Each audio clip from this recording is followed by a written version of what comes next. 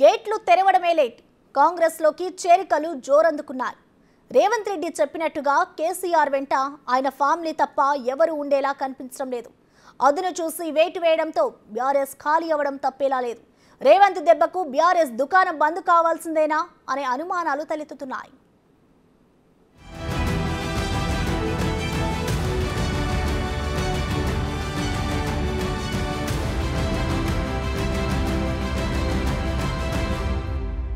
ఒకవేళ నేను అనుకుంటే గేట్లు తెరిస్తే కేసీఆర్ నువ్వు నీ అల్లుడు నీ ఇంటోళ్ళు తప్ప మొత్తం కాంగ్రెస్ పార్టీ కండువ కప్పుకొని ఇందిరమ్మ రాజ్యాన్ని కాంగ్రెస్ ప్రభుత్వానికి అండగా నిలబడతారు. మేం గేట్లు తెరిస్తే బీఆర్ఎస్ ఖాళీ.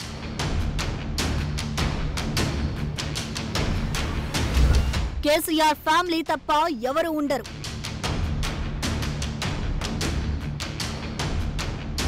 ఇందిరమ్మ రాజ్యానికి అండగా బీఆర్ఎస్ ఎమ్మెల్యేలే. ఇవి మొన్నటి మనుగురు సభలో సీఎం రేవంత్ రెడ్డి చేసిన కామెంట్స్. తెలంగాణలో కాంగ్రెస్ ప్రభుత్వం ఏర్పడి 100 రోజులు పూర్తి కాకముందు చేసిన వ్యాఖ్యలివి. ప్రజాప్రభుత్వం ఏర్పడిన నాటి నుంచి బీఆర్ఎస్ బీజేపీ నేతలు కలిసి ప్రభుత్వం కూలిపోతుందంటూ వ్యాఖ్యలు చేస్తున్నారు. అందుకు మనుగురు వేదికగా సీఎం రేవంత్ రెడ్డి ఓ స్ట్రాంగ్ వార్నింగ్ ఇచ్చారు. తాము గేట్లు తెరిస్తే కేసీఆర్ చుట్టూ ఆయన ఫ్యామిలీ తప్ప ఎవరు ఉండరన్నారు. గేట్ ఓపెన్ అయింది మిత్రమా. పొద్దున గేట్ ఓపెన్ చేసి ఒక్క గేట్ తెరిచిన మొత్తం తెరవాలి. తీసుకోండి పొద్దున్నే ఇక అట్లా ఎట్లా చెప్తాను సార్, మీరు వచ్చినాక చెప్తాం కానీ రాకముందు చెప్తాం. ఇవాళ ఆల్రెడీ గేట్ ఓపెన్ చేసిన అని చెప్పిన. సీన్ కట్ చేస్తే ఒక gate open చేశామన్న CM Revanth.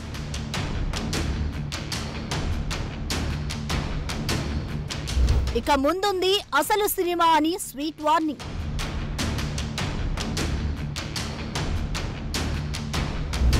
CM Revanth dialogue తో బీఆర్ఎస్ లో మొదలైన వణుకు.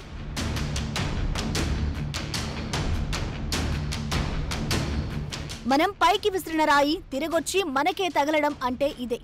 కేసీఆర్ అధికారంలో ఉన్నప్పుడు ఫిరాయింపులను బాగా ప్రోత్సహించారు.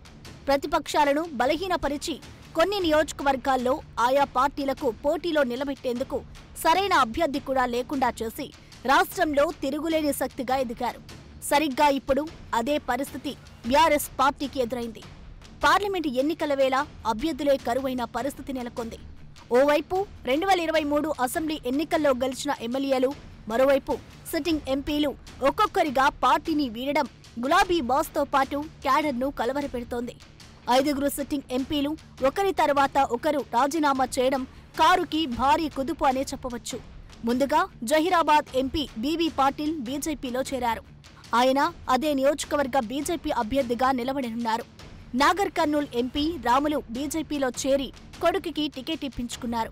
పెద్దపల్లి ఎంపీ వెంకటేష్ నేత, వరంగల్ ఎంపీ పసునూరి దయాకర్ కాంగ్రెస్ తీర్థం పుచ్చుకోగా తాజాగా చేవెళ్ల ఎంపీ రంజిత్ రెడ్డి కూడా బీఆర్ఎస్ కి రాజీనామా చేసి కాంగ్రెస్ లో చేరారు.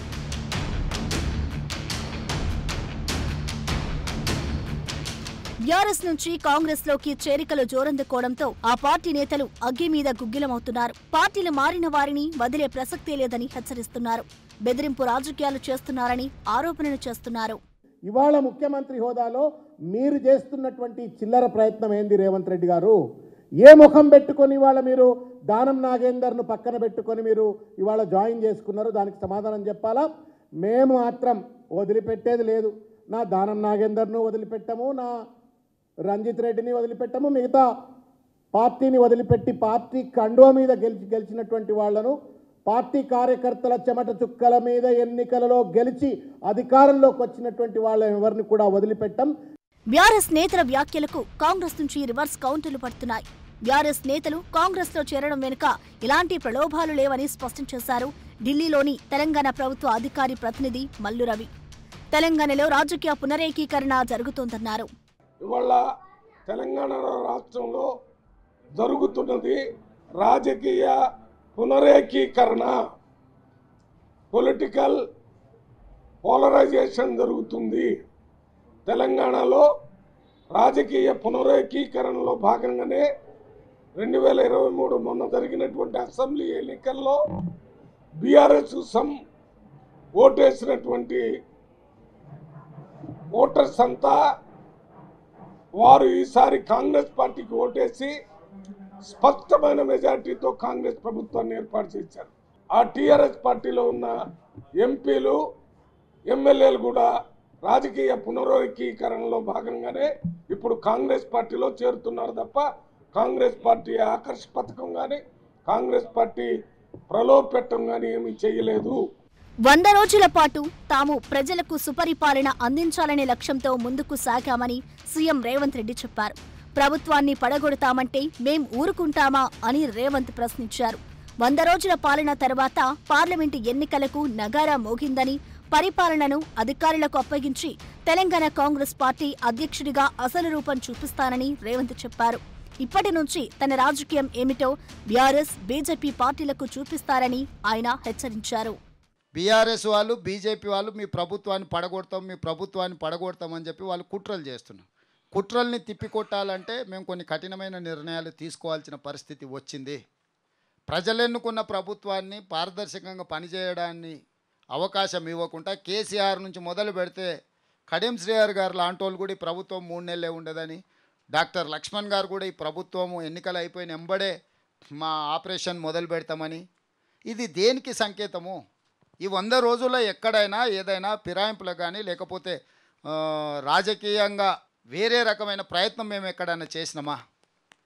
ఈరోజు వాళ్ళిద్దరూ ఒకే లైన్లో మాట్లాడుతున్నారు ఈ ప్రభుత్వాన్ని పడగొడతామని.